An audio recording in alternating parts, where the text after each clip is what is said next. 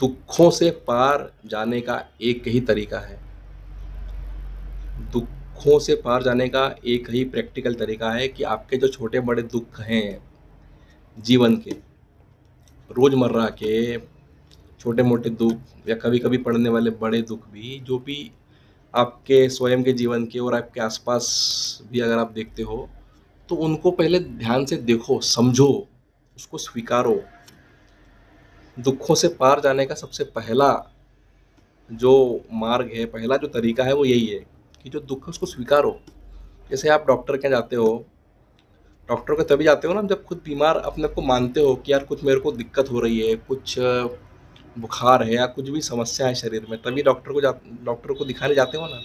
आप स्वीकार करते हो ना कि यार मेरे को कुछ बीमारी हो रही है, डॉक्टर को दिखा देता हूँ। इसी तरह दुखों को स्वीकारो, जो दुःख हैं उसको स्वीकारना सीखो।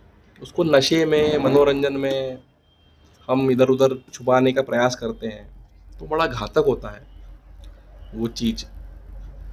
जब दुखों को देखोगे ना तभी तो आप शास्त्रों की बातों को समझ पाओगे ना प्रैक्टिकली। जैसे श्री कृष्ण ने गीता में लिखा है, दुःखालयम अशाश्वतम।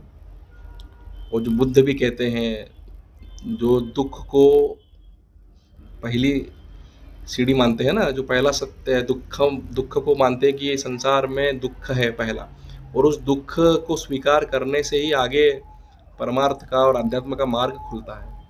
आप दुःख को नज़रअंदाज करोगे, उसको झुठलाओगे, या जो पॉजिटिव थिंकिंग, जो सो कॉल्ड पॉजिटिव थिंकिंग के पीछे पड़ोगे कि नहीं सब ठीक है, ऑल इज वेल और ये और वो, तो वो जो दुःख असली में है वो चला तो जाएगा नहीं। तो या तो दुखों से लड़ने का पुरुषार्थ रखो, नशा और मनोरंजन करके आओ या सो कॉल्ड पॉजिटिव थिंकिंग करके दुख तो दूर होंगे नहीं। तो दुख को समझो और उससे जूझो। और दूसरा, आध्यात्मिक दृष्टि से ये समझो कि जो शास्त्र कहते हैं कि यहाँ जो जगत में दुख है आपको जीवन के, उसको समझो, उसको स्वीकार करो, क्योंकि ये पूरा जो जगत है ना, इसमें दुखों को जो दुखालय शाश्वतम है कृष्ण का, और बुद्ध का भी जो दुख है पहला, संसार में दुख ही है, दुख है, उसको समझोगे तभी तो आप उसका इलाज करने के लिए या फिर उससे मुक्त होने का प्रयास करोगे ना।